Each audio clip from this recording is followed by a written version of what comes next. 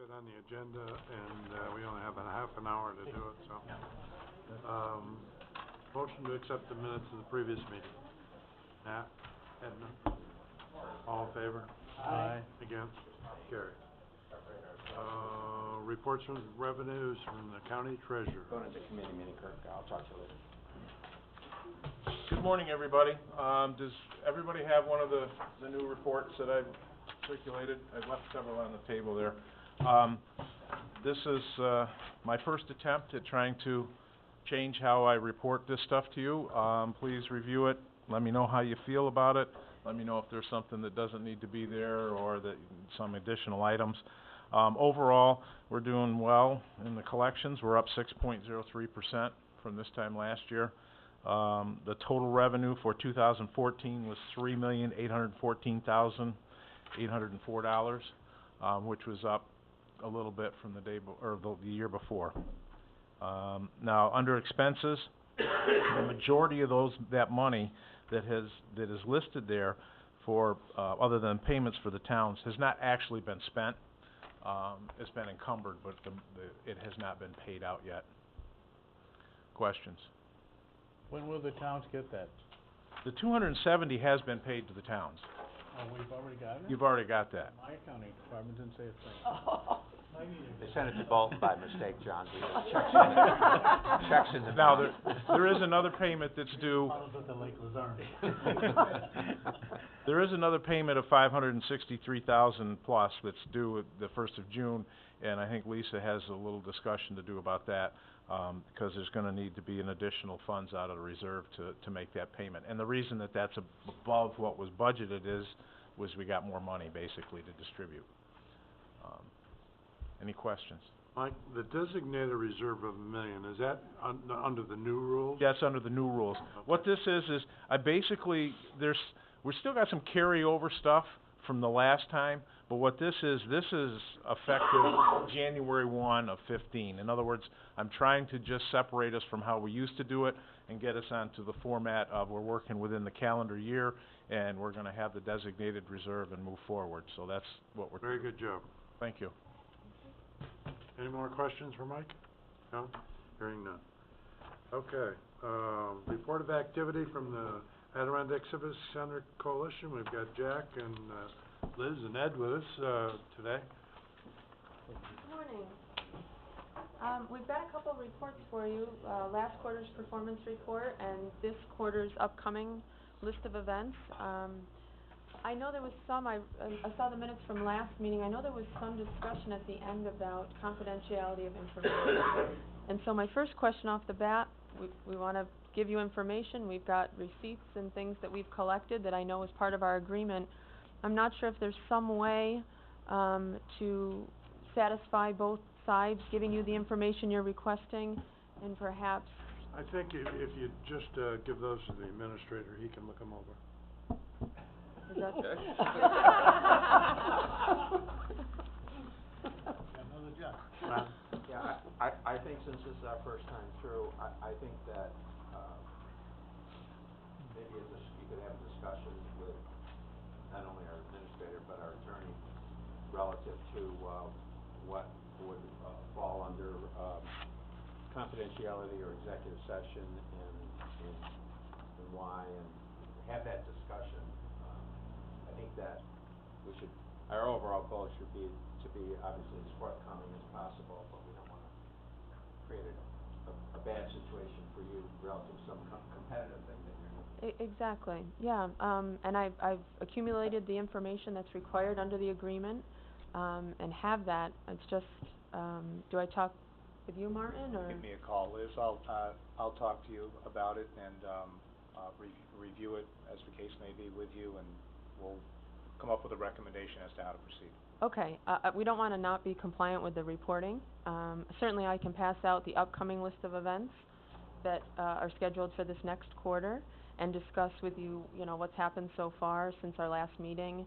And, we have used the expenditure that was given already, so, and there's costs coming up for the next one, so I can field questions on that as well. But that would be fine. I'll give you directly, Martin, the financial data. Okay. Um,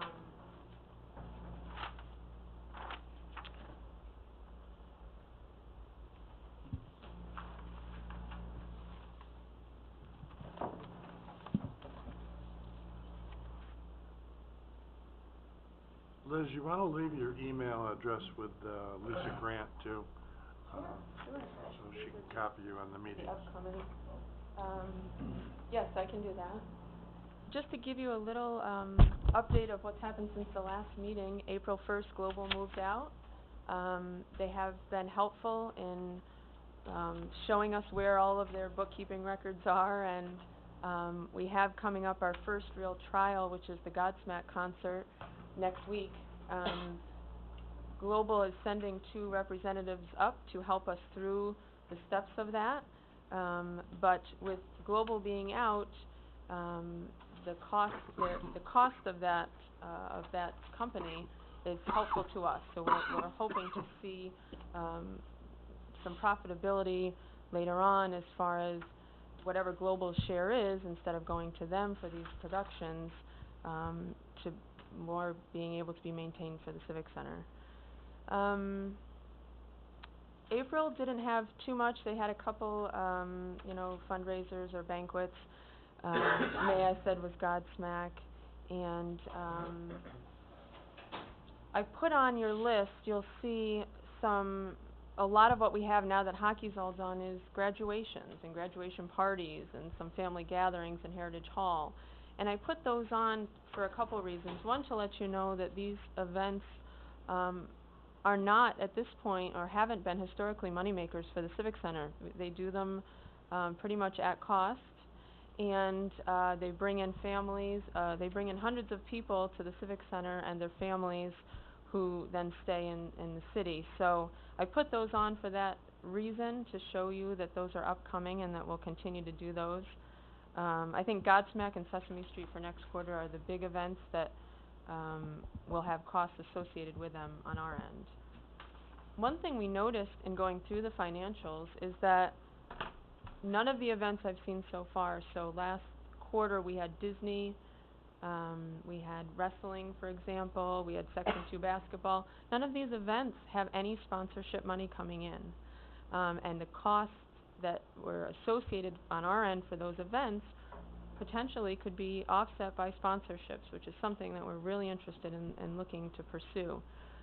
Those are a bulk of the costs that we're asking to be reimbursed at this point with money that we're receiving from occupancy tax. Going forward, we're looking to set up some sponsorship opportunities to offset those. That hasn't been done in the past. For Godsmack, we intend to get some information for you on zip codes, heads and beds. We're using volunteers to do that. We've also hired Mannix Marketing, who will be redoing or updating our website and putting on the logo from Warren County. That's one of the main points. And all future sponsorship and advertising and marketing will have the county's emblems, logos, and a direct link for that.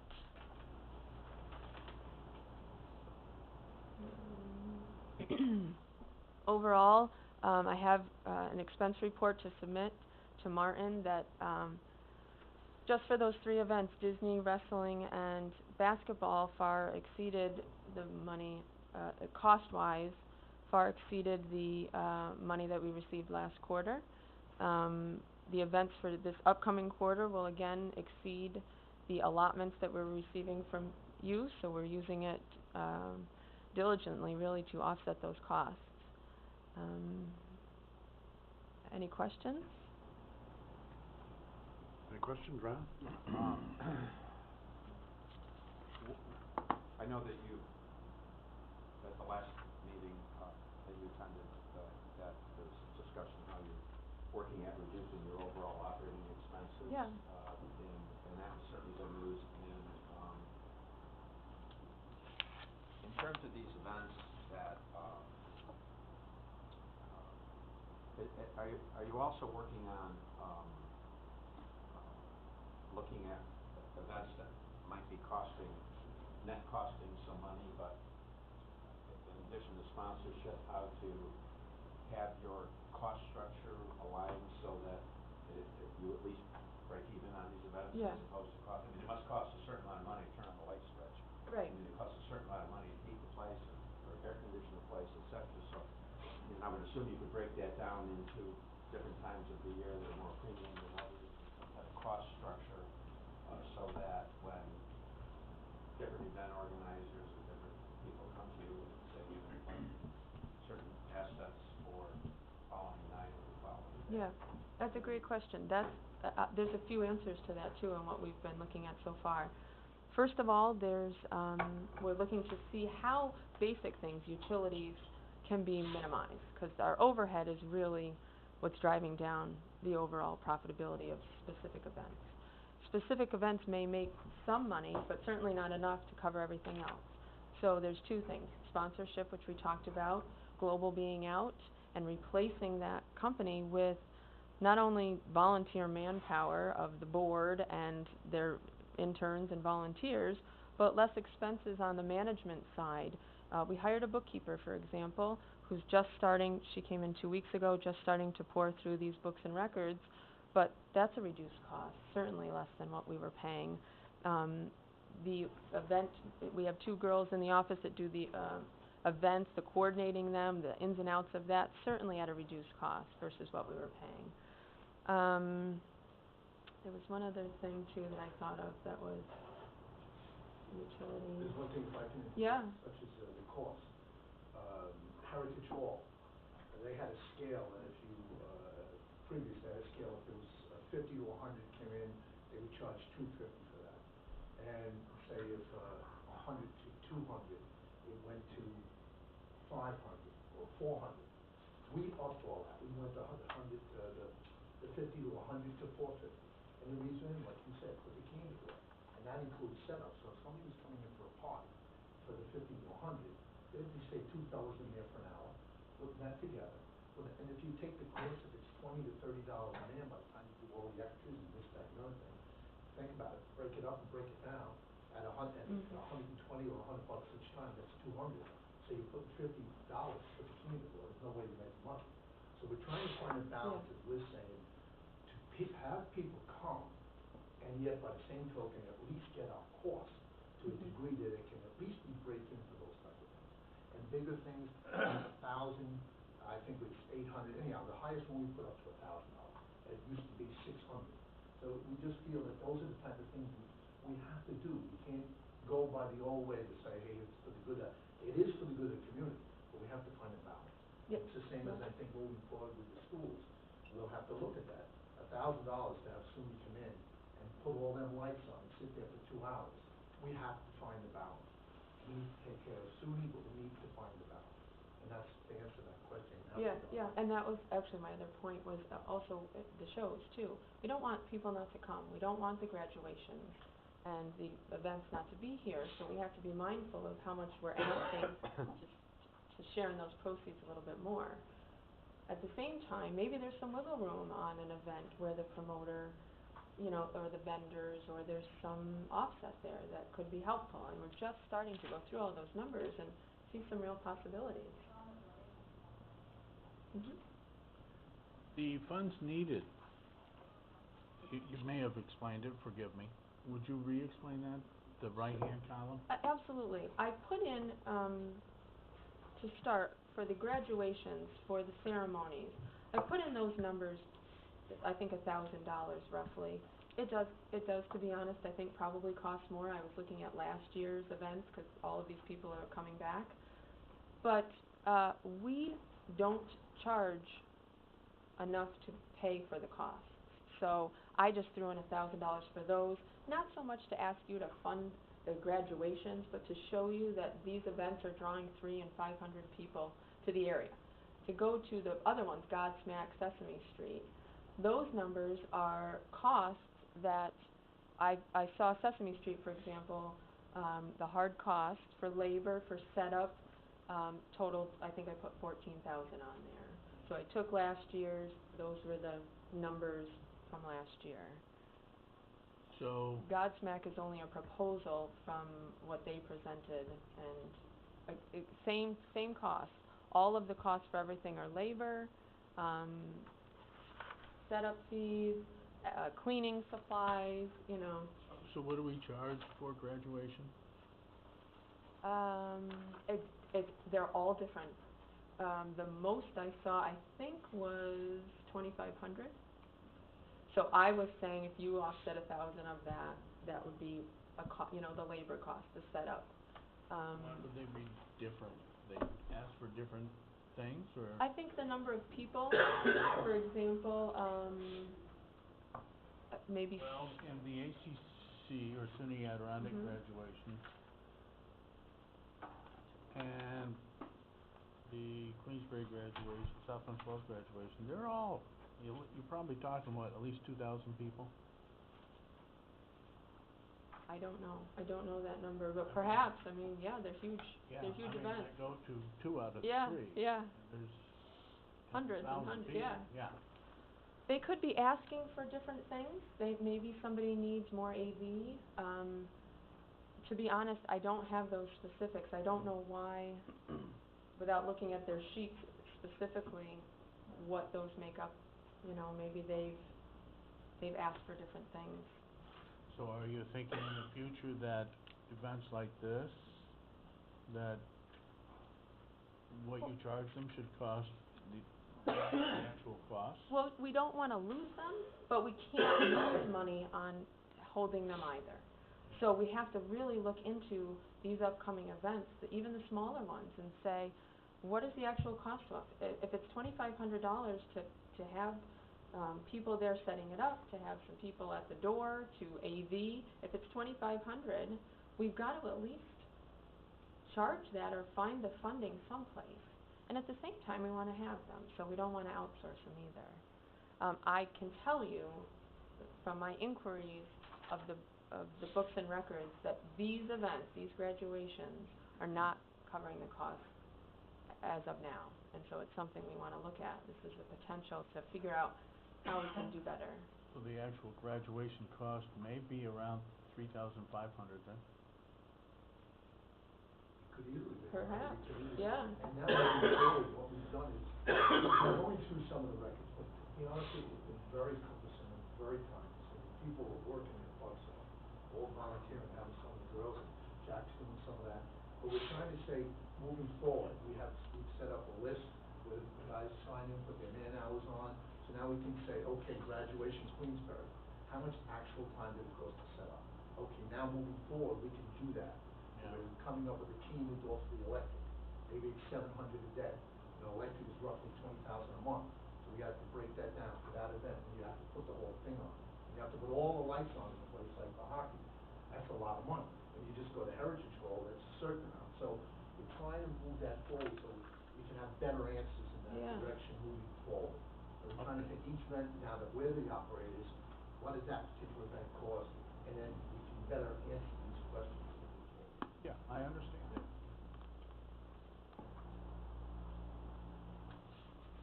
Any other questions for Liz? So as far as scheduling of reporting, certainly I know based on the agreement that, we're to provide reports by April 15th. Is it helpful to you to get you those 2 weeks in advance so you can look at them? I guess Martin and I can straighten that out. And funding schedule as well. I know we got the last allotment already. I'll submit to you receipts showing use of that. And a schedule for the next allotment. I'm not sure what the board was thinking, but. Mr. Chairman, when Liz and I were drafting this agreement, I think Liz raises a couple of good points. When Liz and I were drafting this agreement, I think the emphasis was on getting the agreement in place and getting the funding mechanism moving forward, the reporting requirements. But Liz, correct me if I'm wrong. I mean, I think it was always understood that as we move forward, we would try to be as flexible or as accommodating as we can to work with these dates, reporting dates, funding dates. So it was we viewed this as sort of a work in progress. Okay. Yes, get the contract in place, but if there's adjustments that need to be made to the reporting and payment provisions, we would work with the coalition to do Absolutely. Okay, great. That's great. And I don't see why we can't work on a quarterly basis. and we'll shoot for that. So I've got all the stuff I'll give to you for last quarter. I'm submitting my request for this quarter, and, you can let us know when and how that can be available. Okay. I have a voucher with me. Would the committee want to, pay this $95,600 if we go with the $70,000 figure on this funds needed, or do you wanna hold off and have, Martin look at? It's a pleasure of the committee. What this total comes to James? 95.6 is what it comes to. I think they're very impressive, moving along in just a couple of months. The idea, you gotta break even. That's what a lot of us little business people try to do in the winter. We all make money, just wanna break even and pay the bills. And I think you're heading in the right direction. And I know we have a contract and we had time, but I think this is almost basically the same problem we had with the Lake George Regional Chamber and CVB. We set those parameters, but I think we have to go with the first year being all we should give them the money, it's set aside, and by this time next year or earlier, we'll know how it's working out and maybe tighten up on, but I think we gotta be a little more flexible. Okay. Ron? Say, Gene, is that a motion? I'll make a motion, but go ahead. I'll second it. Okay, Rachel? Yes, I just, have a comment more than anything. I know that you're talking about, obviously you wanna break even on your costs, but I just would like a little, No, we did not. concern or caution or whatever it might be when we're looking at, we fund part of the community college, obviously, so we're giving money towards the college. I don't know how much of that money goes towards the graduation, and we're providing OpEx money to you guys as well. I guess, you know, when you talk about cost for graduation, I'm hoping that you're taking into consideration that, you know, whether it be South Glen Falls or Washington County, the money that you're getting directly is from Warren County. Obviously, it's OpEx money, but we're not getting a contribution from those neighboring counties. So when you're looking at needing to break even on some of these events, I would hope that we would be very cautious in increasing the cost to entities like CUNY Adirondack for graduation when we're contributing on both ends of the scale there as Warren County. So I just... That's a good point, and you know, the more we can use, there's a lot of places we can use the money, so perhaps it's the Godsmack in this next upcoming quarter. I mean, that's a great point, and we are cautious of that. We always indicate if there was any other funding, certainly, which we haven't seen for anything, but we will keep that in mind and make sure we use it appropriately. Well, I just think it might be a reason why perhaps with CUNY Adirondack, that cost for graduation might be less than South Glen Falls or a neighboring county. Oh, okay, yeah.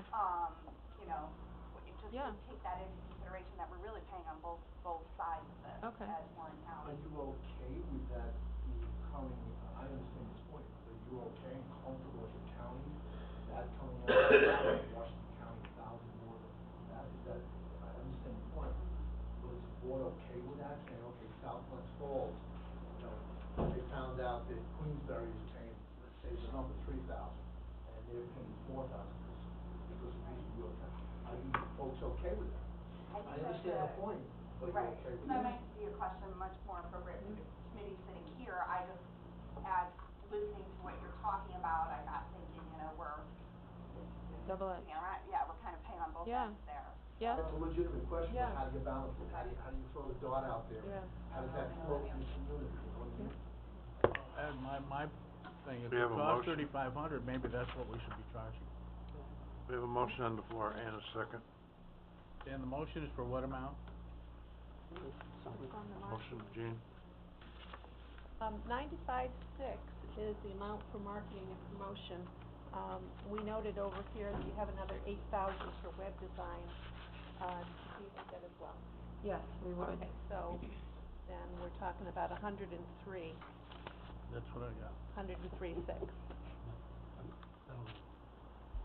Okay. No second. Any other further discussion? Hearing none, all in favor? Aye. Against? Carried. Thanks very much. Thank you. Okay.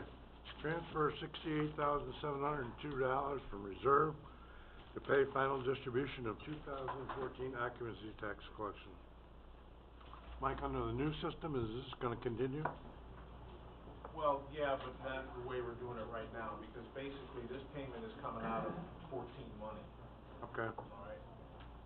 We have a motion for that. Jean, Matt? Any further discussion?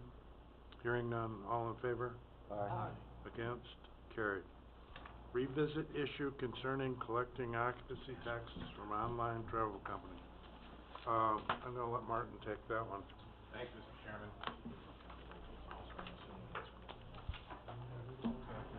Right, That's the amount you're gonna get, okay? The meeting's not gonna end in 5 minutes right, then. nobody leaves, read or completion. Jack, leave them. It's gonna be a test, right? And there will be a test. Sit down. No. That one. Pages and pages. Fall down to 2 pages. Am I allowed to leave before I read it, or? Sure. Well, Oh, I know. yeah, well, I know, and half of it. I got a luncheon and I got a dinner, so I got 2 things. I can get you a copy, I just wanna make sure the supervisors. I'm just saying this way. Hey, you look sharp, I like the tie or the shirt. Thank you, Mr. Chairman. I don't have events. In 2013, I had drafted a local law to capture the remarketers out there that are room remarketers is what they're referred to. And just by way of background, room remarketers are entities such as Orbitz, Hotwire, Expedia, etc. They acquire, they buy hotel rooms at a particular rate, and then they sell them at a particular rate. The thought is, or the theory is that they're not paying occupancy tax on the difference between the amount that they buy the rooms for and then sell the rooms for. So in 2013, following the lead of Saratoga County, we had drafted a local law to try to capture the occupancy tax on that amount. I'm glad Mike Swan is here today, because I think Mike had done a bit of an analysis, and Mike, I think I recall you saying somewhere in the range between 20 and 30,000 a year we could be generating. Yeah, but that, now that Saratoga's kind of been doing this for a while, Yep. And I'm still waiting for a little bit more information from Saratoga County, but I don't think it's gonna be quite that amount of money. Okay. Well, I had recommended, Chair, in 2013 that we place this local law on hold because there was at that time a lawsuit pending in Nassau County Supreme Court. Nassau County had commenced a lawsuit against Expedia, Hotwire, Orbitz et al. Precisely about this issue. Nassau County had adopted a local law similar to what Saratoga County has done, and they sought to certify a class of plaintiffs. We were included in that class. Saratoga County was included in that class, and all of us would benefit by the outcome of that lawsuit. The lawsuit has been protracted. It's been back and forth between the trial court and the appellate division, Second Department. And I received notice earlier in April that the Second Department Appellate Division had ruled that the class action could not go forward. Not that the lawsuit can't go forward, but the class action can't go forward. So what does that mean? The outcome of that lawsuit, Warren County will not benefit by, because it can't be a member of the class. Saratoga can't be a member of the class. It's a complex legal argument, but essentially it's this. Nassau's local law, they were seeking a penalty for non-payment, just like we have a penalty for non-payment.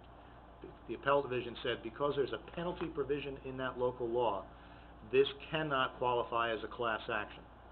The merits of the Nassau County lawsuit are still going forward. So it's just that we can't participate or benefit by the outcome of that lawsuit. So, having read all of that and having heard all of this, I decided it was time to, and I use the word revisit, and that's what the agenda says, revisit this idea. That's all I'm asking you to consider at this point in time. I think if we're going to be seeking to try to capture or recapture those funds, the occupancy tax on the difference between what a remarketer purchases the room for and what they sell the room for. That difference, I don't think you can do that without having a local law in place. And now that we've essentially been knocked out of that Nassau County case, I think if we're going to seek to try to recover those funds, the only way we can do that is to enact a local law amending our occupancy tax law, and that's what this draft local law does.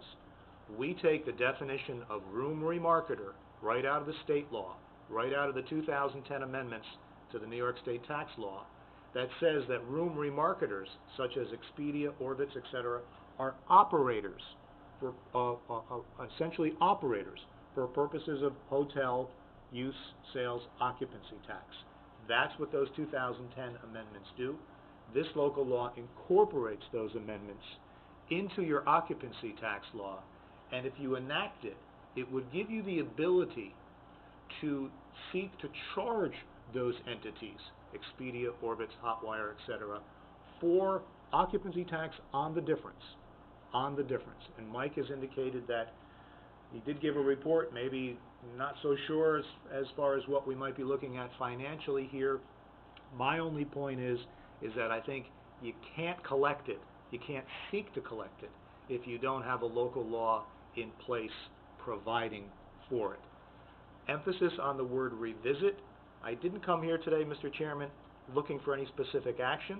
The local law that I put together is clearly marked draft on the front. My wish is that you would consider the local law between now and your next OCTAX meeting. Come back with questions. We can have further discussion on it. I think it merits that. I'm not asking that you put this on for a public hearing at your June meeting. I'm not asking for that at this point in time. I just wanted to put it back in front of the committee to see if it's something that's worthwhile pursuing. If it is, fine, we're ready to go. If you decide as a matter of policy that you don't want to do it, that's fine too, but it's your call. It's a growing market. These outfits like Orbitz and Travelocity. I sat down and made a list of the ones that I was aware of, and I came up with 15. I bet there's 50.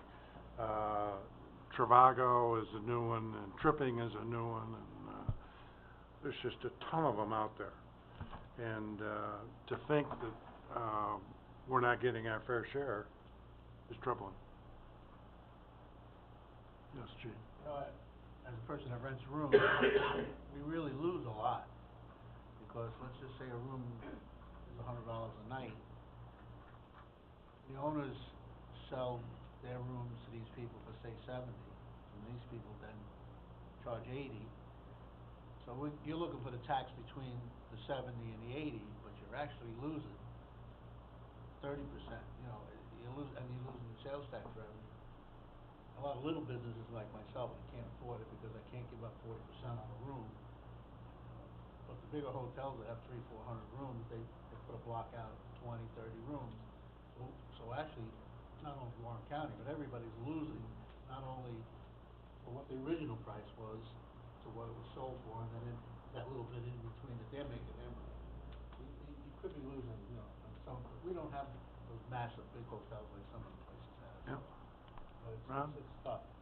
Well, I think Gene makes a point. I mean, our hoteliers are paying it on the rooms that they, the idea being that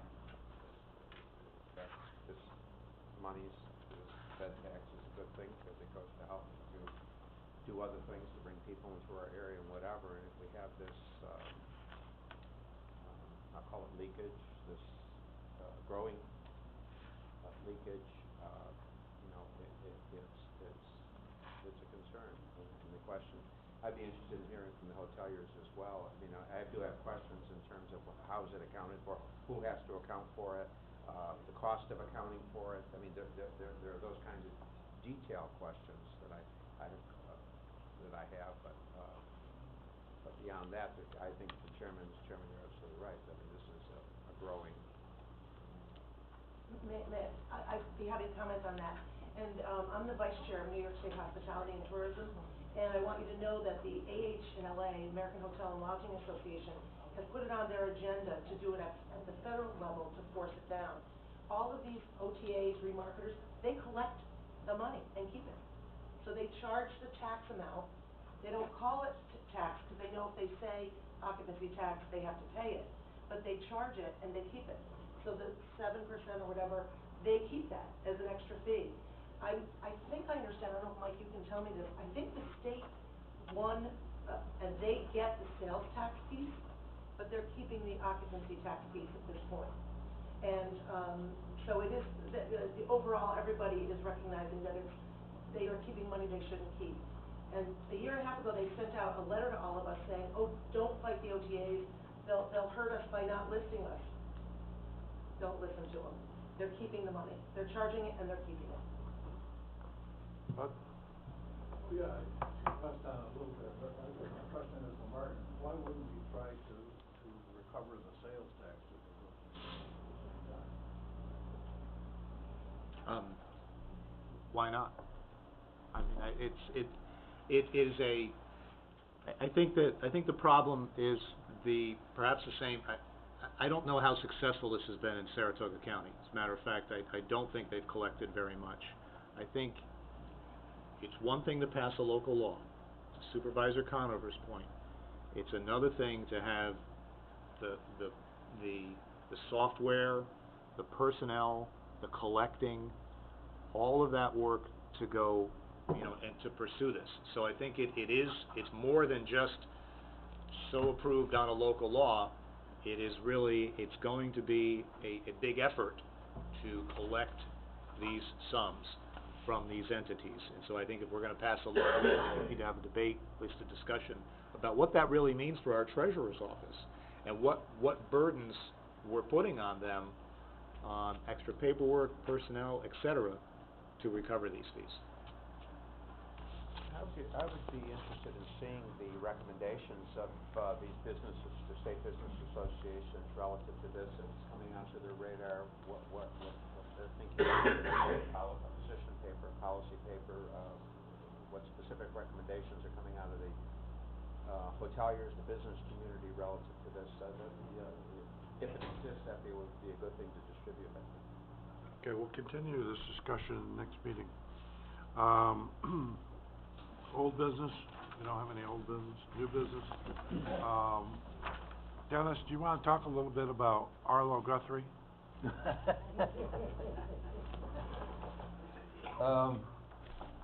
I guess the mayor signed him up to come, and I don't know. I mean, I've talked to some people that don't even know who he is. I didn't know it was still around. Doesn't he own a restaurant? I think you'll do well. I think the problem you have, Bill, beyond Arlo, is the very limited space here. You know, the numbers range from 2,000 to 3,000, and then they start the disclaimers. You can have 3,000, but you can't have any vendors or seats.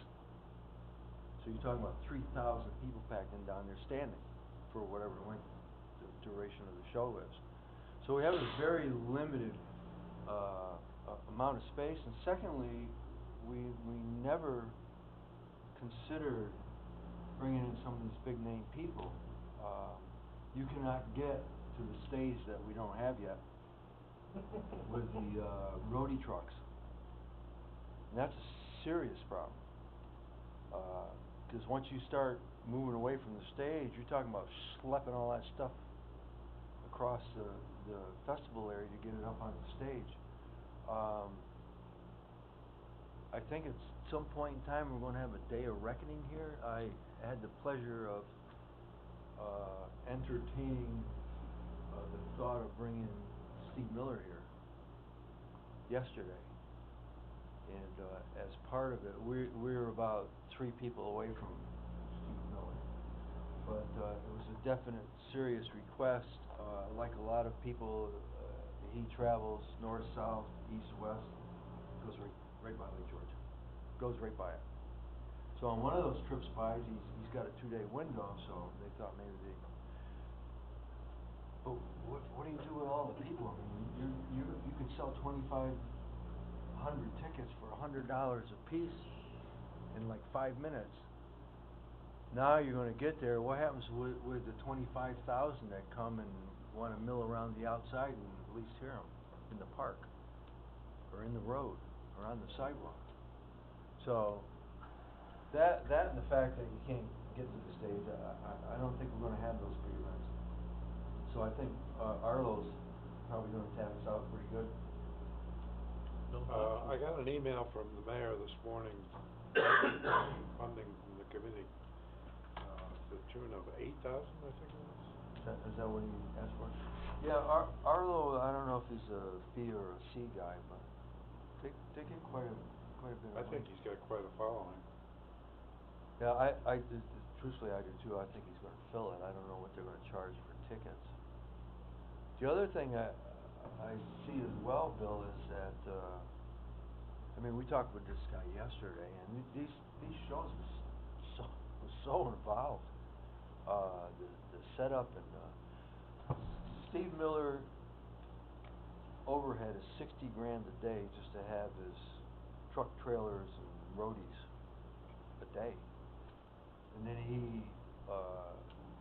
if he charged $100,000 or $150,000 to perform one night, you know, you're talking $200,000 nuts you gotta crack there.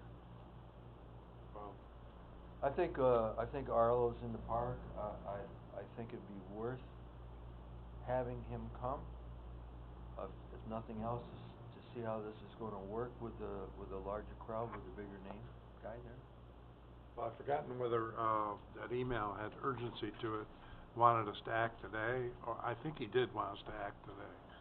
He probably did. He's been negotiating with them for a while, and they want their money up front.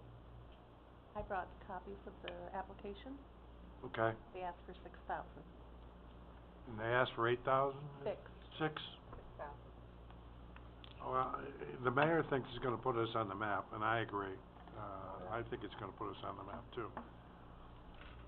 I think it would be good to put us on the map with a quality known act that we can accommodate.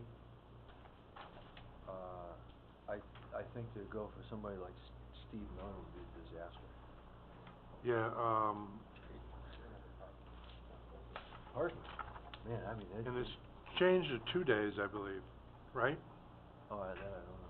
Yeah, his email indicated it was changed to a 2-day event this morning. Is he gonna play both days? I don't know if he's gonna play both days. I think he is. August? Well, here it says Typically, we don't sponsor 1-day events, but, hard to believe. Civic Center can see what, 5,000? what's the committee wanna do with this? No. Just as a sidelight, the town put up $6,000. Maybe Wisconsin Well, is 5,000. well, the town put up 6,000, the town village put up like 4,500. What's the committee's pleasure? We're running late. I move we give them the money. Okay. Do we have a second? Seconded by Gene. Any further discussion? Hearing none, all in favor? Aye. Against? Carried. I assume that'll come out of the reserve. Could come out of the discretionary fund. Either one. Who made the motion? You made the motion. The source of funding should be identified in the motion.